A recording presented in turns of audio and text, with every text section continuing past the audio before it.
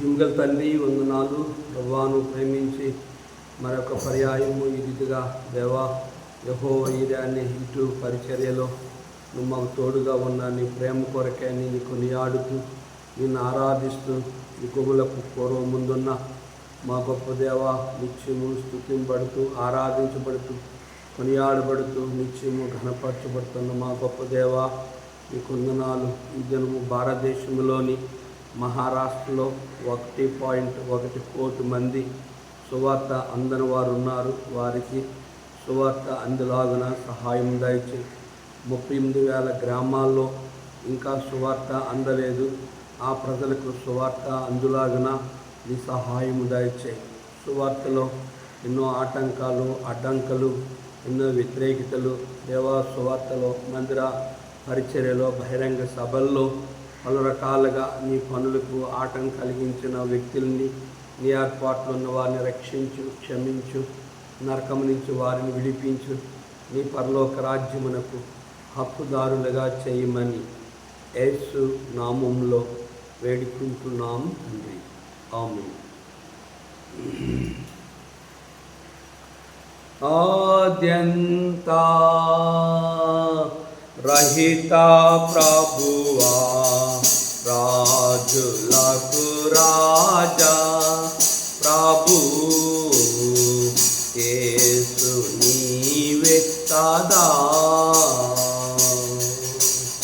ఆద్యంతా రహిత ప్రభువా రాజులకు రాజా ప్రభు యేసు నీవే కదా. ఆది జనకుడు ఏదేని తోటలో శోధనల పాడి వేధించినప్పుడు ఆది జనకుడు ఏదేని తోటలో శోధనల పాడి వేధించినప్పుడు ఆశలన్నీ అడియ కల్చేసి అధములను నీవు ఆధారింతు అమృతి మోతి నీవే ప్రభు సాటి నీకెవ్వరు. అధములను నీవు ఆధారింతు అమృతి మూర్తి నీవే ప్రభు సాటి నీకెవ్వరు. ఆద్యంతా రహిత ప్రభువా రాజులకు రాజా ప్రభు యేసు నీవే కదా. పిల్లటివి ఇశ్రాయేలు సంతతిని వేల కొలది వాగ్దానములతో పిల్లటివి ఇశ్రాయేలు సంతతిని వేల కొలది వాగ్దానములతో కలిమియందున కలతలందున తొలగిపోయిన తల్లాడిల్లిన చల్లగా కాచితివి ప్రభు సాటి నీకెవ్వరు. తొలగిపోయిన తల్లాడిల్లిన చల్లగా కాచితివి ప్రభు సాటి నీకెవ్వరు. ఆద్యంతా రహిత ప్రభువా రాజులకు రాజా ప్రభు యేసు నీవే కదా. రాజ్యమేలిరి రారాజులెందరో, రాజనగరాల రత్నాల తిరులతో. రాజ్యమేలిరి రారాజులెందరో, రాజనగరాల రత్నాల తిరులతో. రాజకాంక్షతో రణములు సల్పిరి, రథములను చూచి సదయన్మరచిన నిత్యా సాత్వికుడవు. ప్రభు సాటి నీకెవ్వారు, రథములను చూచి సదయన్మరచిన నిత్యా సాత్వికుడవు. ప్రభు సాటి నీకెవ్వారు. ఆద్యంతా రహిత ప్రభువా, రాజులకు రాజా. ప్రభు యేసు నీవే కదా.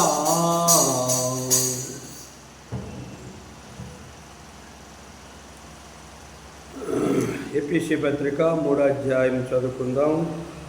ఈ హేతువు చేత అన్యజనులైన మీ నిమిత్తము క్రీస్తు యేసు యొక్క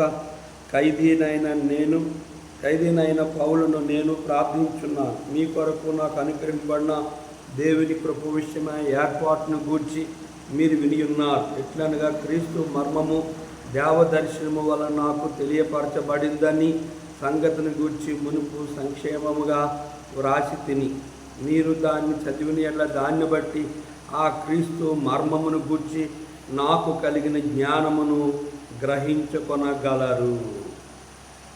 శ్రేష్ఠ గ్రంథములో చోట చూచిన ఆ క్రీస్తు పఠింప శ్రేష్ఠ గ్రంథమువాయ్, పఠింప శ్రేష్ఠ గ్రంథము బైబిల్. అనుదినం పఠించిన ప్రేమ తోడు నడుపును. ఓ పఠింప శ్రేష్ఠ గ్రంథము Bible. The best book to read is the Bible. The best book to read is the Bible. If we read every day, if we help all the way, oh, the best book to read is the Bible. ప్రభునందు ప్రేమైన దేవుని సేవకులకు, పరిశుద్ధులకు, అన్యజనులైన మా ప్రియులకు ప్రభువైన యేసుక్రీస్తు నామములో యెహోవా ఈరే అనే ఈటు పరిచర్యలో మాకు సహకరిస్తూ దేవుని కృపలో మరి దేవుని వర్తమానాలు వింటూ మమ్మల్ని ప్రోత్సహిస్తున్న మీ అందరి కొరకే మేము అనుదినము ప్రార్థన చేయుచున్నాం. మీరు కూడా మా కొరకు ప్రార్థన చేయుచున్నారని నమ్ముతూ ఉన్నాం. అపోస్తలుడైన పౌలు ఎఫెసీ సంఘానికి ఈ ఉత్తరాన్ని రాస్తూ 3వ అధ్యాయంలో పౌలు అంటున్నాడు, ఈ హేతువు చేత అన్యజనులైన మీ నిమిత్తము క్రీస్తు యేసు యొక్క ఖైదీనైన పౌలను నేను ప్రార్థించుచున్నాను. క్రీస్తు యేసు యొక్క ఖైదీనైన నేను పౌలను నేను మీ కొరకు ప్రార్థించుచున్నాను. ఎవరి కొరకు అంటే అన్యజనుల కొరకు. అన్యజనులు అంటే ఎవరు అంటే యెరూషలేములో ఉన్న యూదులే, దేవుని ప్రజలు. ప్రపంచంలో ఉన్న సమస్త మానవాళు కూడా అన్యజనులే. కనుక ప్రభువైన యేసుక్రీస్తు వారిని లోకసువార్త 4వ అధ్యాయంలో యూదులు యేసు ప్రభువారిని మరి ఆయన సువార్త ప్రకటించినప్పుడు వారు యేసు ప్రభువారిని వ్యతిరేకించి దూషించి ఆయన్ని నేనే క్రీస్తునని చెప్తే వారు అతనికి విరోధంగా మాట్లాడారు. దాన్ని బట్టి వారు ఆయన దేవుడిగా వారిని గుర్తిరక్క ఆయన్ని నజరేతు మందిరంలో నుంచి బయటికి వారు త్రోసివేసినట్లుగా మనం చూసాం గత కాలంలో. కనుక యూదులు చూడండి, ఆ మాటలు చదువుదాము. 16వ వచనం, లోకాసువార్త 4:16. తరువాత ఆయన తాను పెరిగిన నజరేతుకు వచ్చును. తన వాడుకు చొప్పున విశ్రాంతి దినమందు సమాజ మందిరంలోనికి వెళ్ళి చదువుటికై నిల్చుండగా ప్రవక్త అని యెషయా గ్రంథం ఆయన చేతికి ఇయ్యబడును. ఆయన ఆ గ్రంథము విప్పగా, ప్రభువు ఆత్మ నా మీద ఉన్నది, వీధులకు సువార్త ప్రకటించుటకై ఆయన నన్ను అభిషేకించును, చెరలోనున్న వారికి విడుదలను, గుడ్డు వారికి చూపు కలుగునని ప్రకటించుటకును, నలిగిన వారిని విడిపించుటకును, ప్రభు యుత వస్త్రము ప్రకటించుటకును ఆయన నన్ను పంపి ఉన్నాడు అని వ్రాయబడిన చోటు ఆయన దొరికెను. ఆయన ఆ గ్రంథము చుట్టి పరిచారకునికిచ్చి కూర్చుండును. సమాజమందునున్న వారందరూ ఆయన తేరి చూడగా, ఆయన నేడు మీ వినికిడిలో ఈ లేఖనము నెరవేరిందని వారితో చెప్పగా, అప్పుడు వారందరూ ఆయన గూర్చి సాక్ష్యమిచ్చుచు ఆయన నోటి నుండి వచ్చిన దయగల మాటలకు ఆశ్చర్యపడి, ఈయన యోసేపు కుమారుడు కాడా అని చెప్పుకొనిచుండగా, ఆయన వారిని చూచి, వైద్యుడా, నిన్ను నీవే స్వస్థపరచుకొనుము అను సామెత చెప్పి, కపెర్నహూములో ఏ కార్యము నువ్వు చేసినవని మేము వింటుమో ఆ కార్యములు ఈ నీ స్వదేశమందు చేయమని మీరు నాతో నిశ్చయముగా చెప్పిదరను. మరియు ఆయన ఏ ప్రవక్త స్వదేశమందు హితుడు కాడని మీతో నిశ్చయముగా చెప్పుచున్నాను. ఏలియా దినములందు 3 ఏండ్లు 6 నెలలు ఆకాశము మొయ్యబడి దేశమంతట గొప్ప కరువు సంభవించినప్పుడు ఇశ్రాయేల్లో అనేక మంది విధవరాలు నుండినను ఏలియా సీదోనులోను సారేపతను ఊరిలో ఉన్న ఒక విధవరాలు యొద్దకే గాని మరి ఎవరి యొద్దకు పంపబడలేదు. మరియు ప్రవక్త అయిన ఎలీషా కాలమందు ఇశ్రాయేల్లో అనేక కుష్ఠరోగులుండును సిరియా దేశస్థుడైన నయమాను తప్ప మరి ఎవడును శుద్ధి నొందలేదని నేను మీతో నిశ్చయంగా చెప్పుచున్నాను.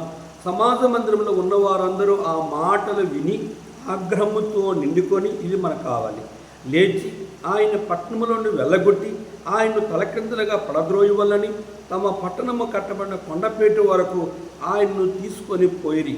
అయితే ఆయన వారి మధ్య నుండి దాటి తన మార్గమున వెళ్ళిపోయాడు.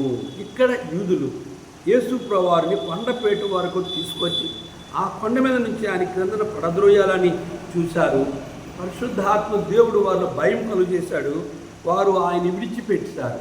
కనుక ఆయన వారి మధ్య నుండి దాటి ఆయన తన మార్గమున వెళ్ళిపోయాడు. ఇక్కడ యూదులు, నువ్వు దేవుని కుమారుడవా, నువ్వు మెస్సీయవా, నీవే ఈ యేసు ప్రభువా, నువ్వు తప్ప వేరొక దేవుడు లేడి అని చెప్తావా అని చెప్పి ఆయన క్రీస్తుగా, అభిషేక్తుడిగా, మెస్సీయగా, యేసు ప్రభువారుగా నువ్వు మాకు దేవుడుగా ఎట్లా అవుతావు అని చెప్పి చూడండి 20 వచ్చింది. మరియు ఆయన ఏ ప్రవక్త స్వదేశం ఇతడు కాడని మీతో నిశ్చయంగా చెప్తున్నాను. స్వదేశమందు మీరు నన్ను ఘనపరచలేరు, అయినప్పుడు కూడా నేనే. కనుక సారేపతిలో అనేక మంది విధవరాలు ఉన్నప్పుడు కూడా, కనుక అనేక మంది ఉండినప్పుడు కూడా, మరి దేశమందు గొప్ప కరువు వచ్చినప్పుడు విధవరాల యొద్దకే, సారేపతిలో విధవరాల యొద్దకే వెళ్ళాడు.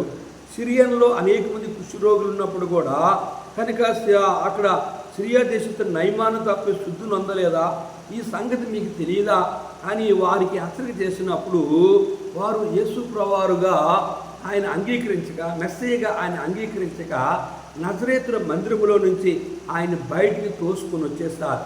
ఇక్కడ యూదులు యేసు ప్రభువారిని ద్వేషించిన కారణం చేత ఆయన ప్రపంచం అంతటికి, ప్రపంచంలో ఉన్న అన్యజనులకు ఆయన దేవుడుగా, నీవు నేను కూడా అన్యజనులమే, ఒక యూదులు తప్ప మనందరికీ కూడా యేసుక్రీస్తు అందరికీ ప్రభువు అని, ఆయనే ప్రపంచానికి ఏకైక దేవుడు, ఆయనే రక్షకుడుగా, ఆయనే ఇమ్మానుయేలుగా, ఆయనే మెస్సీయగా నీకు నాకు దొరికాడు. కనుక ఖైదీనైన నేను, పౌలు చెరసాల్లో ఉంటూ, కనుక ఈ హేతువు చేత అన్యజనుల మీ నిమిత్తము క్రీస్తు యేసు యొక్క సువార్తను ప్రకటించడానికి ఖైదీగా ఉన్నప్పుడు కూడా మీ విషయంలో దేవుని కృప చూడండి ఏమంటారు, మీ కొరకు నాకు అనుగ్రహింపబడిన దేవుని కృపను, ఏర్పాటును గూర్చి మీరు విని ఉన్నారు. ఏర్పాటు అంటే కిందనే ఉందంటే గృహ నిర్వాహకత్వము, అంటే సువార్తను ప్రకటించమని దేవుడు నన్ను ఏర్పరచుకున్నాడు. ఆ పరలోక గృహములో మీరు నాతో కూడా ప్రవేశించాలని అన్యజనులైన మిమ్మల్ని రక్షించడానికి ఖైదీగా ఉన్న నన్ను కనుక నన్ను ఏర్పాటు చేసుకొని నన్ను అన్యజనులైన మీకు ఈ రక్షణ సువార్తను, ఈ పరలోక సువార్తను, నరకము నుంచి మీ విడుదల కావాలి, మోక్షానికి హక్కుదారులు కావాలని నన్ను ఆయన గృహ నిర్వాహకుడుగా, సేవకుడుగా, అభిషేక్తుడిగా, మెస్సీగా, క్రీస్తుగా కనుక ఆయన నన్ను ఎన్నుకొని మీ యొద్దకు ఈ సువార్తను ప్రకటించడానికి నన్ను పంపి ఉన్నాడని స్పష్టముగా చెప్తూ వచ్చాడు. కనుక మూడవ గమనిస్తే ఎట్లనగా, క్రీస్తు మర్మము దేవదర్శనం వలన నాకు తెలియపరచబడిన సంగతిని గురించి మునుపు సంక్షేమముగా వ్రాసి తిని. ఈ దేవదర్శనము వలన నాకు తెలియపరచబడింది. క్రీస్తు మర్మము దేవదర్శనము వలన నాకు తెలియపరచబడిందని సంక్షేపముగా మీకు రాసి ఉన్నాను. దేవదర్శనము అంటే పరలోక దర్శనము నాకు కలిగింది. ఏమిటి ఆ దర్శనం అంటే, క్రీస్తు సువార్తను ప్రకటించడానికి ఆయన నన్ను రక్షించాడు, ఆయన నన్ను పిలుచుకున్నాడు, ఆయన నన్ను ఏర్పాటు చేసుకున్నాడు. మునుపు నేను ఎటువంటి వాడును, ఎంత నీచుని, ఎంత దుర్మార్గుణ్ణి అని పౌలు యొక్క జీవితాన్ని గమనిస్తే చూడండి, లూకాసు వార్త 9వ అధ్యాయంలో గమనించినట్లయితే పౌలు ఇతడు ఎంత ఘోరమైన వ్యక్తి మనం చూద్దాం. అపోస్తలుల 8వ అధ్యాయం, నా కాలమందు యెరూషలేములోని సంఘమునకు గొప్ప హింస కలిగినందున అపోస్తలు తప్ప అందరూ యూదయ సమరయ దేశములందు చెదిరిపోయింది. భక్తిగల మనుషులు స్టెఫను సమాధి చేసి అతని గురించి ప్రలాపించింది. సౌలైతే ఎంటెట్ట జొచ్చి పురుషులను స్త్రీలను ఈడ్చుకొని పోయి చెరసాల్లో వేయించి సంఘమును పాడు చేయుచుండును. చూడండి, ఈ 9వ అధ్యాయం మొదటి వచనం, సౌలు ఇంకను ప్రభు యొక్క శిష్యులను బెదిరించుటయు, హత్య చేయుటయు, తనకు ప్రాణాధారమైనట్టు ప్రధాన యాజకుల యొద్దకు వెళ్ళి ఈ మార్గమందున పురుషులను స్త్రీలను కనుగొని ఎడల వారిని బంధించి యెరూషలేము తీసుకుని వచ్చుటకు దమస్కలోని సమాజంలో వారికి పత్రికలు ఇమ్మని అడిగిను.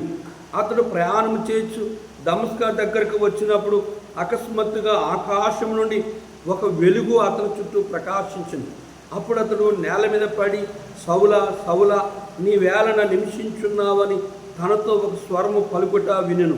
ప్రభువా, నీవెవడవని అడుగుగా ఆయన, నేను నీ నిమిషించున్న యేసును, లేచి పట్టణమునకు వెళ్ళుము, అక్కడ నీవేమి చేయవాలని నీకు తెలపబడినని చెప్పింది. అతనితో ప్రయాణం చేసిన మనుషులు ఆ స్వరం వినిరి గాని ఎవరిని చూడక నిలువబడిరి. సౌలు ఇంకను నేల నుండి లేచి కన్నులు తెరిచినను ఏమీయో చూడకపోయిన గనుక వారు అతను చెయ్యి పట్టుకొని దమస్కులో నడిపించిరి. అతడు 3 దినములు చూపు లేక అన్నపానములేమియు పుచ్చుకొనకుండను. ఈ రీతిగా సౌలు దేవుని సంఘాన్ని హింసించాడు, దేవుని సంఘాన్ని పాడు చేశాడు, దేవుని సేవకులను చంపుతూ వచ్చేవాడు, సువార్తని ఆటంకపరుస్తూ వచ్చాడు, గర్భఫలాలు కోస్తూ వచ్చాడు.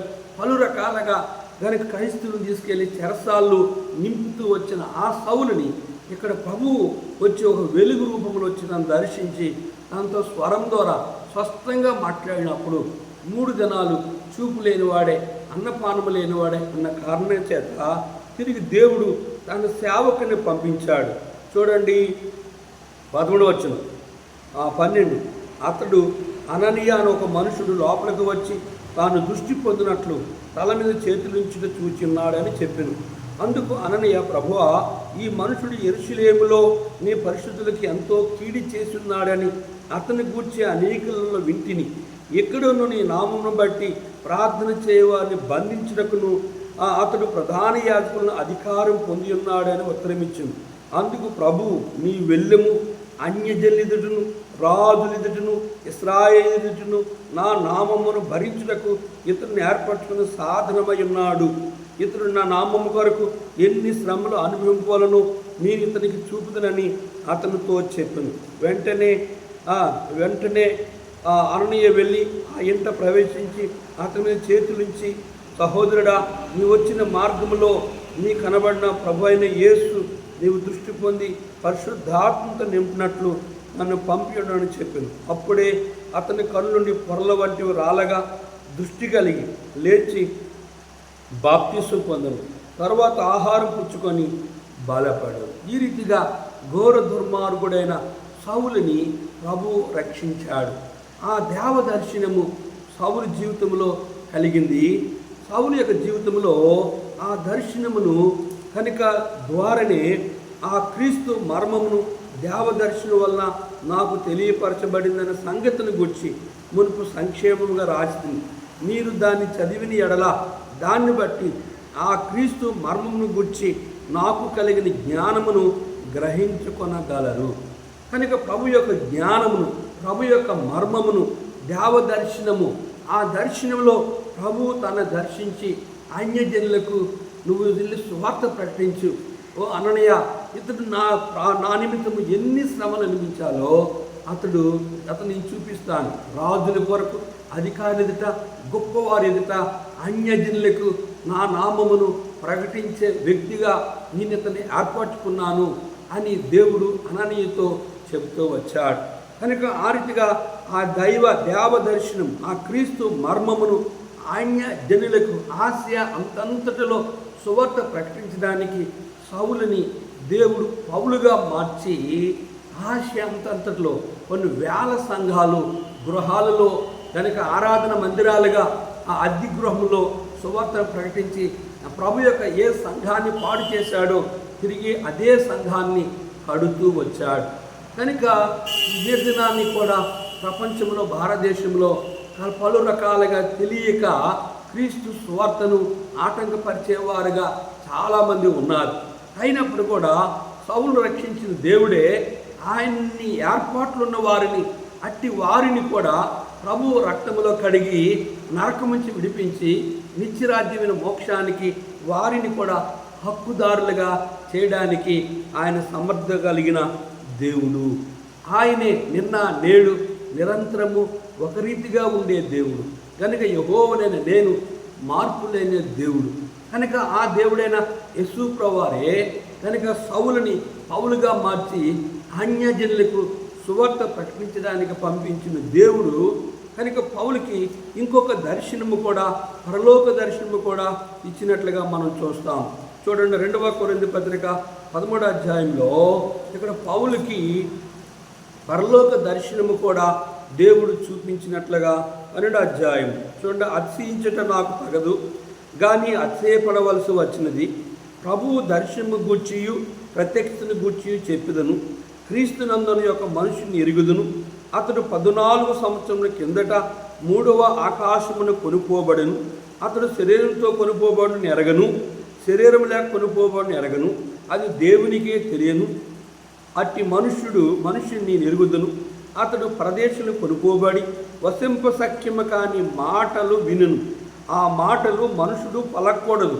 అతడు శరీరంతో కొనుక్కోబడును, శరీరం లేక కొనుక్కోబడును ఎరగను, అది దేవునికే తెలియదు. అట్టి వాణ్ణి గుర్చి అతిశయించును. నా విషయమైతేనో నా బలహీనత యందే గాక వేరే విధముగా అతిశయింపను.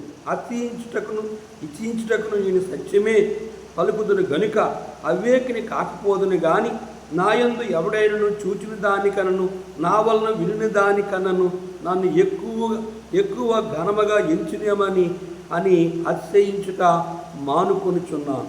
నాకు కలిగిన ప్రత్యక్షతలు బహు విశేషముగా ఉన్నందున నేను అత్యధికముగా హెచ్చిపోకుండా నిమిత్తము నాకు శరీరంలో ఒక ముళ్ళు, నేను అత్యధికముగా హెచ్చిపోకుండా నిమిత్తము నన్ను నలగుట్టకు సాతాను యొక్క దూతగా ఉంచబడను. అది నా యొద్దను తొలగిపోవాలని దాని విషయమై ముమ్మారు ప్రభువును వేడుకుంటుంది.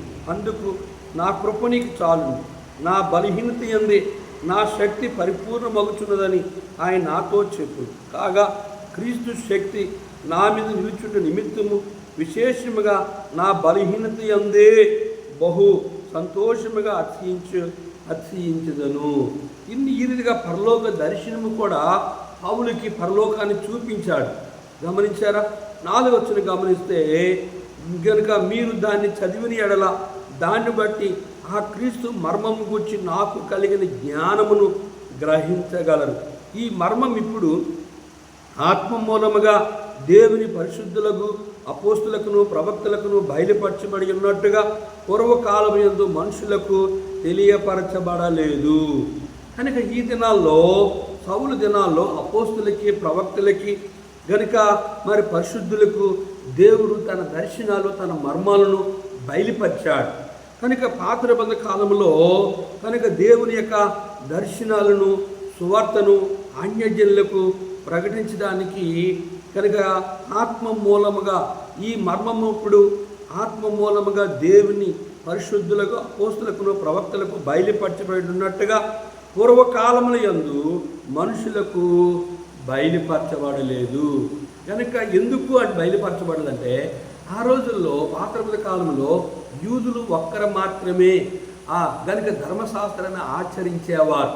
వారు యూదులు వరకే దేవుడుగా ఉన్నాడు. అయితే ఎప్పుడైతే నజరేతులో నువ్వు మా దేవుడు కాదు, నువ్వు మా మెస్సయ్య కాదు కనుక అని చెప్పి యేసుప్రభువు వారిని తునీకరించారో, నజరేతు బదులు బయట త్రోసుకొచ్చారో, అప్పుడు ఆయన ప్రపంచానికి వెళ్ళి ఆసియా ఖండానికి వెళ్ళి ఆయన యెరూషలేము, నజరేతు, యోదయ, సమరయ ప్రాంతాల్లో ఆయన సువార్త ప్రకటించి సర్వలోక పాపరిహారు రక్త ప్రోక్షణ సర్వలోక పాప పరిహారము కొరకే ఆయన సిలువలో బలై మరణించి తిరిగి లేచాడు. కనుక ఇప్పుడు పరిశుద్ధులకును అపోస్తులకును ప్రవక్తులకును ఆయన రహస్యమును ఆ మర్మమును ఆత్మ మూలంగా బయలుపరిచి అన్యజనులకు సువార్తను ప్రకటించడానికి సౌలుని పౌలుగా మార్చిన దేవుడే.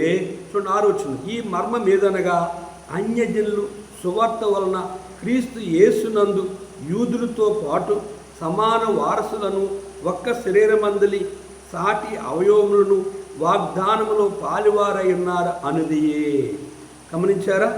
ఈ మర్మం ఏదనగా అన్యజనులు సువార్త వలన క్రీస్తు యేసునందు యూదులతో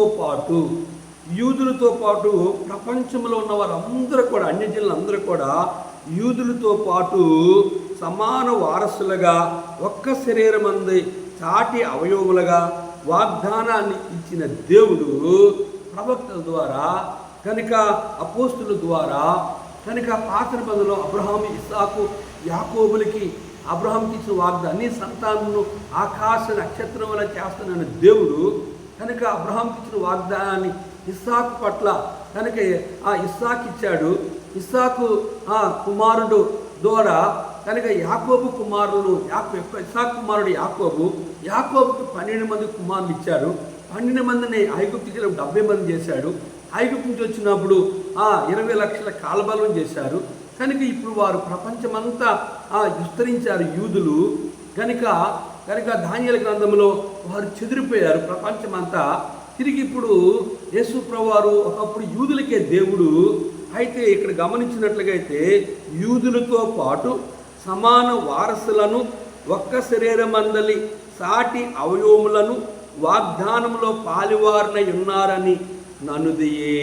కనుక ప్రపంచంలో ఉన్న యూదులే కాకుండా ప్రపంచంలో ఉన్న అన్యజనులందరూ సమాన వారసులై ఒక్క శరీరములో అనేక అవయవాలు ఉన్నట్లుగా ప్రపంచంలో ఉన్న వారందరూ కూడా ప్రభువైన యేసుక్రీస్తు వారిని తన రక్తంతో కడిగి నరకం నుంచి విడిపించి మోక్షానికి హక్కుదారులుగా చేసి ఉన్నాడు.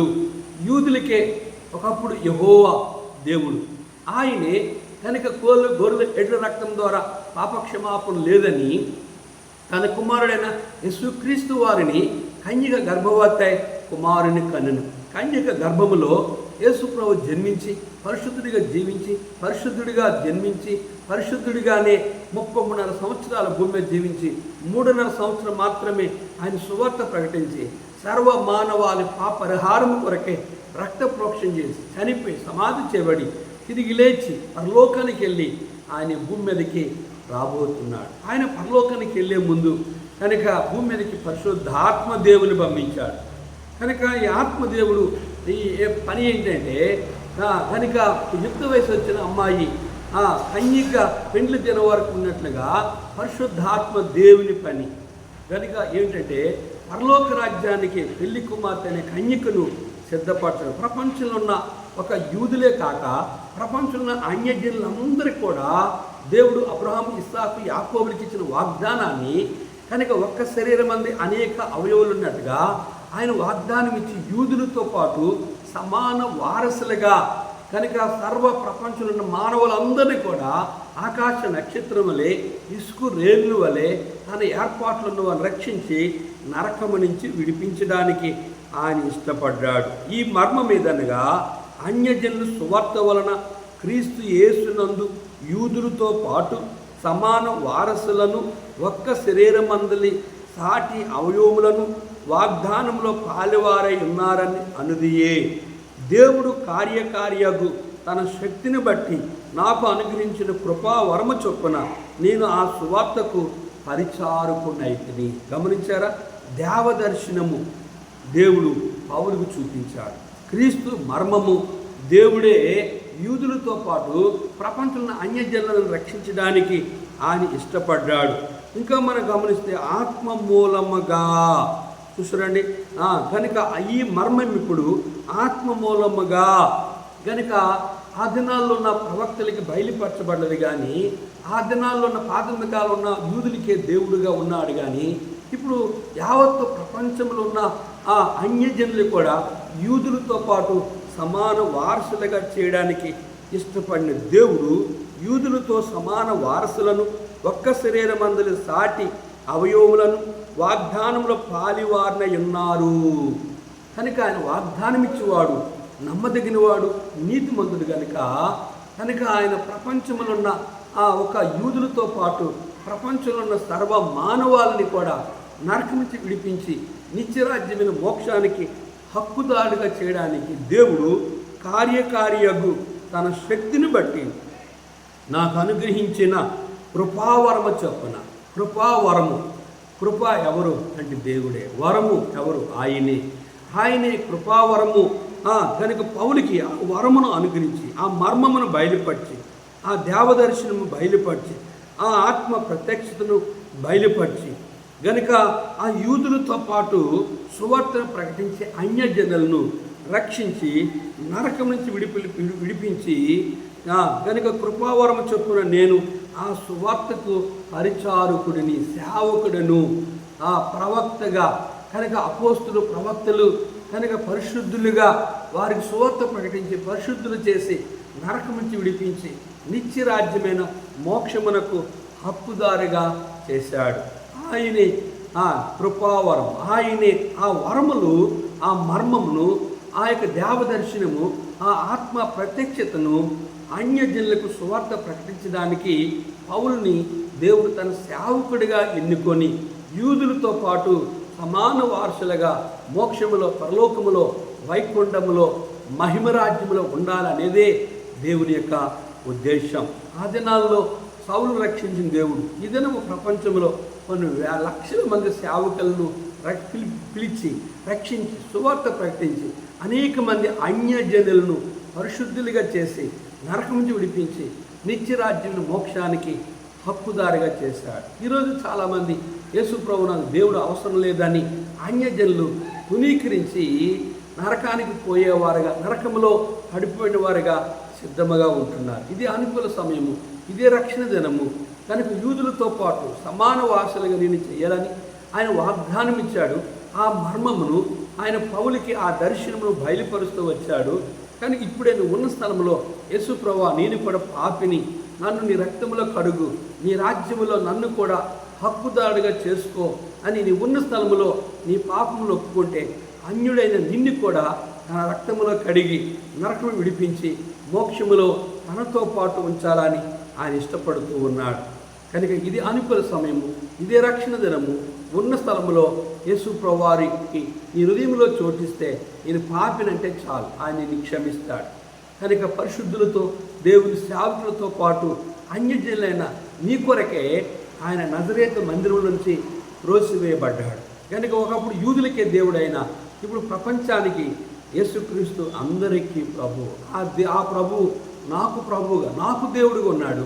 అన్యజనులైన నీకు దేవుడుగా కావాలంటే ఉన్న స్థలంలోనే నువ్వు పాపం ఒప్పుకుని విడిచిపెడితే చాలు. యేసు రక్తములో ప్రతి పాపమును కడిగి నిత్య రాజ్యంలో ప్రవేశిస్తావు. దానికి నరకం కావాలా, పరలోకం కావాలా, ఏది కావాలో నీ కొరకే నా కొరకే మరణించి తిరిగి లేచిన ప్రభు యొక్క రక్తము ద్వారానే మోక్షం.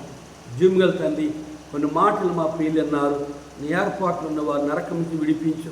ఆ మర్మమును, ఆ సువార్తను దేవా, ఆ దేవదర్శనమును దేవా యూదులతో పాటు మమ్మల్ని కూడా సమాన వారసులుగా వాగ్దానమును ఇచ్చి నెరవేర్చినందుకు ఈ దాసుల్ని పంపించి ఆ సువార్తను ప్రకటింపచేసి నరకము నుంచి విడిపింపచేసి నీ రాజ్యమునకు అన్యజనుల్ని కూడా రక్షించడానికి నీ చూపిన ప్రేమ కొరకే నేను కొనియాడుతూ యేసు నామములో అడిగి వేడుకుంటున్నాము తండ్రి, ఆమేన్. మన పరలోకమందున దేవుని ప్రేమయు, కుమారుడైన యేసుక్రీస్తు వారి కృపయు, పరిశుద్ధాత్మక అన్యోన్య సహవాసం, తాను ప్రేమించే వారికి తోడున్న యెహోవా అనే లైవ్లో యూట్యూబ్లో ఉన్న ప్రతి బిడ్డకును తోడుండి ఆశీర్వదించునుగాక. ఆమేన్. ఆద్యంతా రహిత ప్రభువా, రాజులకు రాజా ప్రభువు, యేసు నీవే సదా. ఆద్యంతా రహిత ప్రభువా, రాజులకు రాజా ప్రభువు, యేసు నీవే సదా. అందరికీ ప్రైజ్.